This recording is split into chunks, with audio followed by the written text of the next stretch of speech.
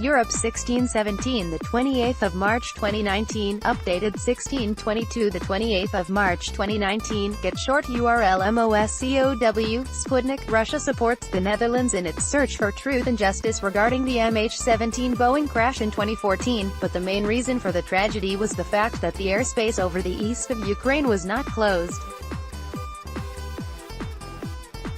A source familiar with the situation told Sputnik, Russia supports the Netherlands in its commitment to the search for truth, justice and those responsible for the crash of MH17, but one has to admit that at the moment the main responsible party is still the state that failed to close its airspace, the source said.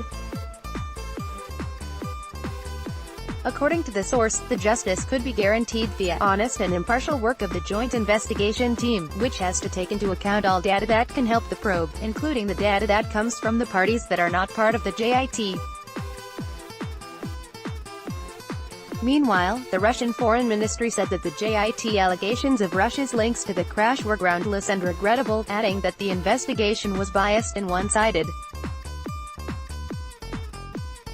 The Russian Defense Ministry, in turn, stated that all Russian missiles like the one, which, according to the Dutch Investigative Commission, downed the MH17 flight, had been decommissioned after 2011.